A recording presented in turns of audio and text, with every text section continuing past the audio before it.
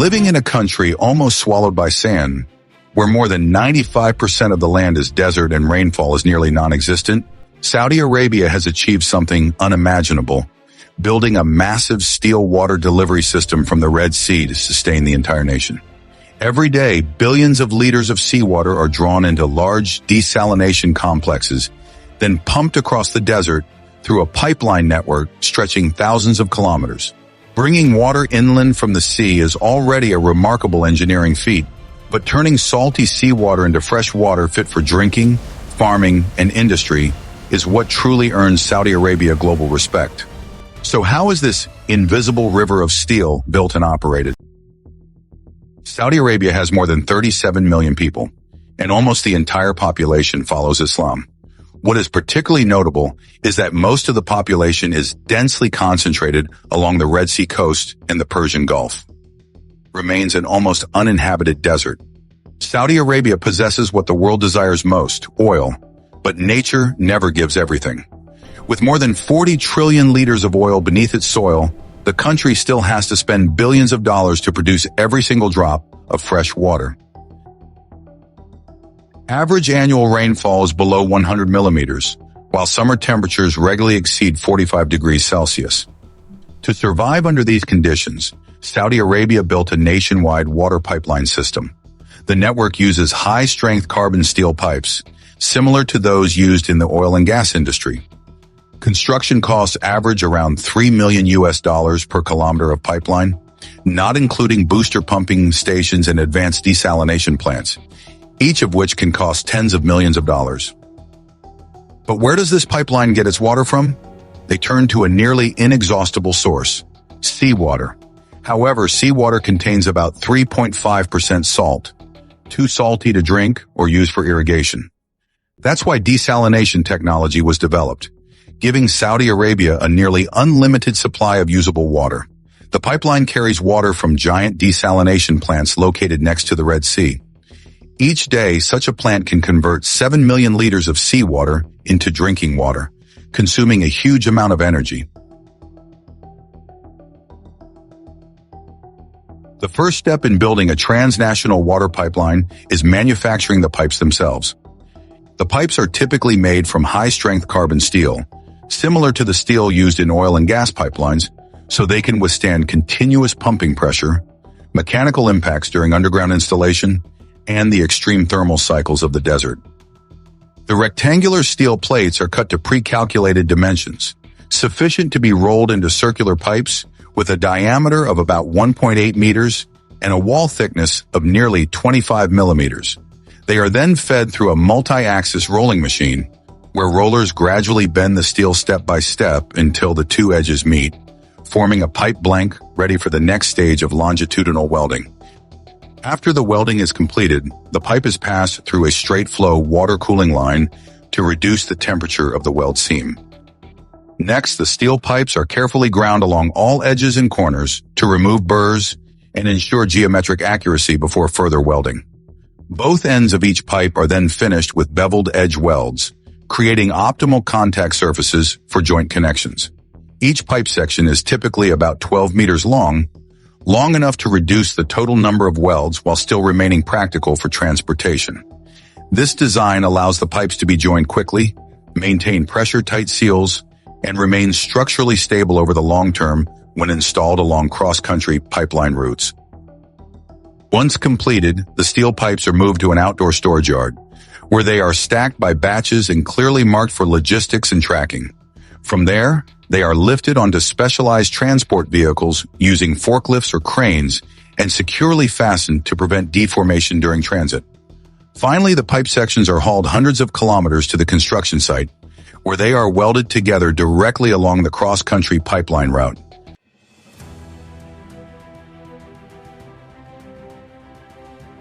The installation process begins at large staging yards located along the pipeline route. Here, fully manufactured steel pipe sections are grouped by diameter, length, and installation sequence.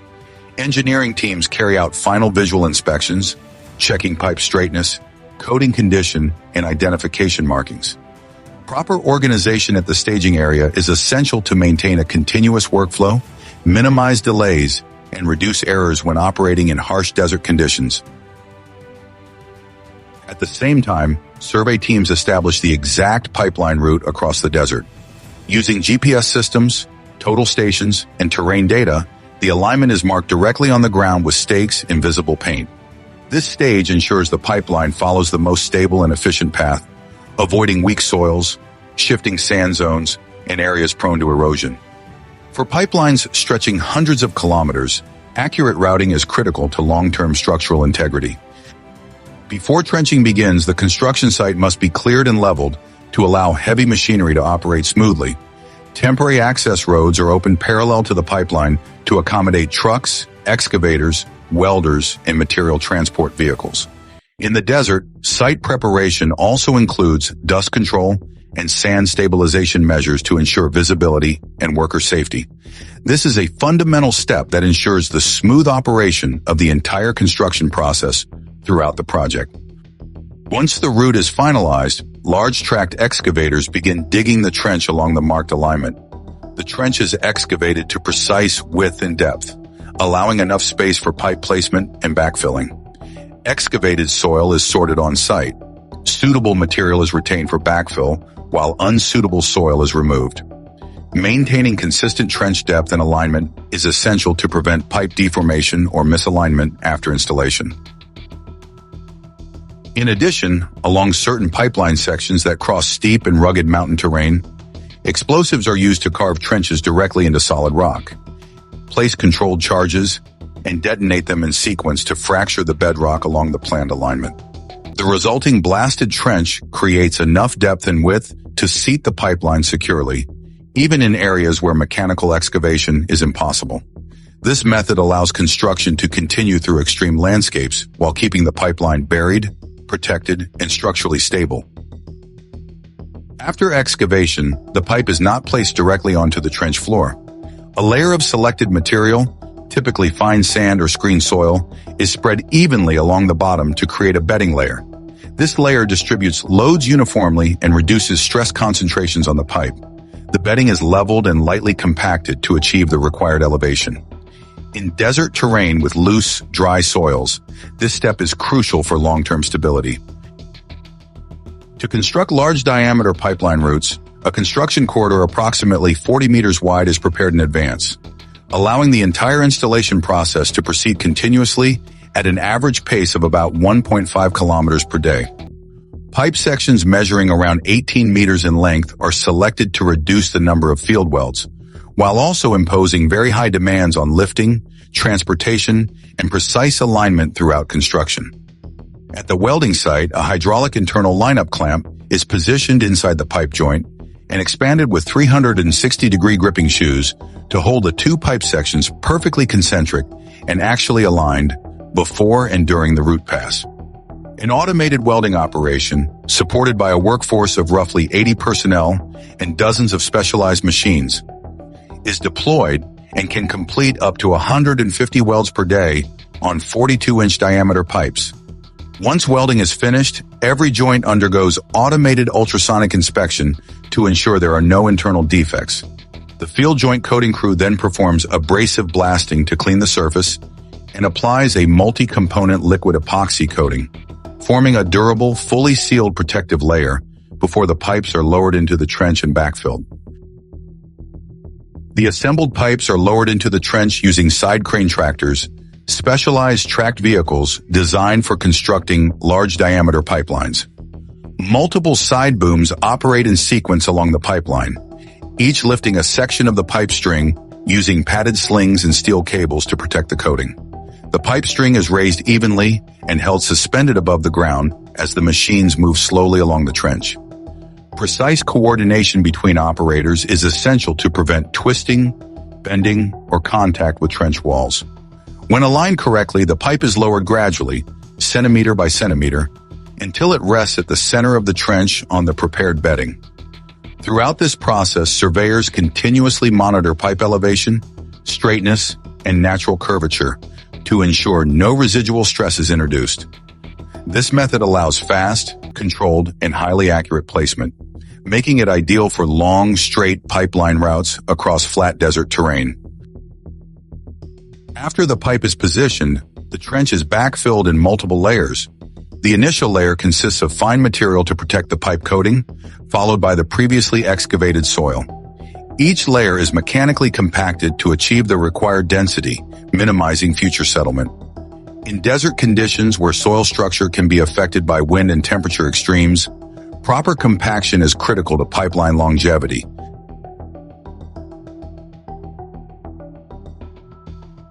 The process begins by drawing seawater directly from the open ocean and channeling it inland, establishing a steady and uninterrupted supply of raw water for the desalination facility. Large intake lines are first positioned offshore, where installation crews carefully align each section before lowering it into place with heavy lift cranes operating from barges or coastal platforms. As the pipeline extends toward the shoreline, individual segments are connected sequentially, forming a continuous conduit designed to operate under constant hydraulic load. Precision alignment is critical at this stage, as even minor deviations can affect long-term performance and flow efficiency. Once assembly is complete, the intake line is reinforced with structural support frames and securely anchored to the seabed.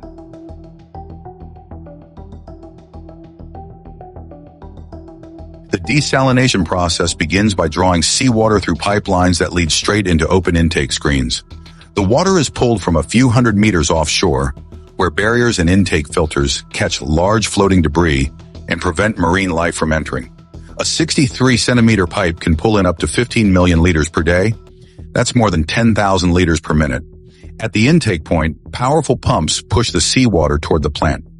As the seawater is drawn in, some uninvited guests can show up, like jellyfish, crabs, and occasionally small fish. To keep these creatures out of the system, a massive screen is installed to block anything larger than 4.5 millimeters in diameter. After that, the water passes through finer screens to filter out the remaining large particles. Even after the larger organisms have been removed, the water is still full of suspended sediment. The solution is a process called filtration, which takes place in tanks like these. Here, the water flows downward through layers of sand using gravity. The gaps between the sand grains are so small that only water can pass through, while suspended particles get trapped. The sand continuously moves downward, opposite the direction of the water flow, and the dirty particles cling to the sand surface. After this stage, the water looks cleaner, but it still contains countless microscopic particles. Anything larger than roughly 1/10 the thickness of a human hair is removed. Next, large paddles stir the water, and the plant adds two chemicals: sodium hypochlorite, a disinfectant, and ferric chloride, a coagulant. The coagulant causes the fine sand and waste particles to clump together into larger flocks, which then settle at the bottom of the tank. Most of the dirt has now been removed, but the water is still far from clear enough for the desalination stage. After the water has passed through fine filtration, it enters the cartridge filtration system, the final line of defense before RO. Inside each housing are multiple cartridges made of tightly compressed fiber layers, with pore sizes as small as 1 to 5 microns. As the water flows from the outside toward the center of each cartridge, microscopic particles get trapped between the fiber layers, while the clean water passes through the cartridge wall and continues onward.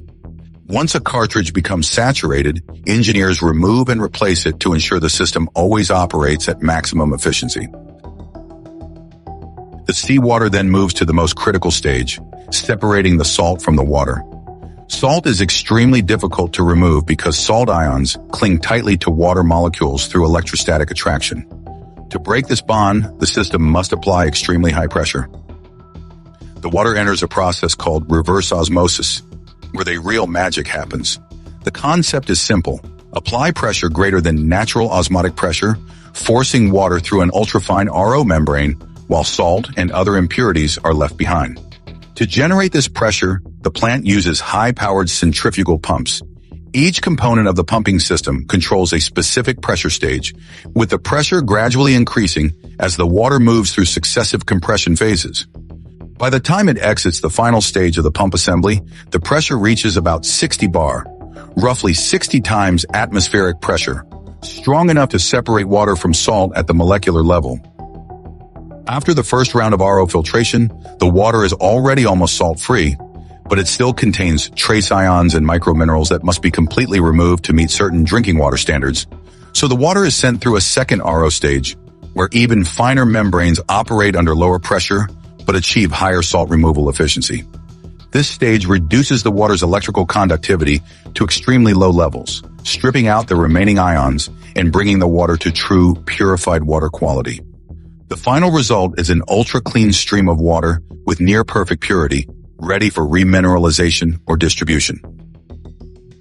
After passing through the reverse osmosis membranes, the purified water is clean enough for irrigation, but its pH still needs to be balanced before humans can safely drink it.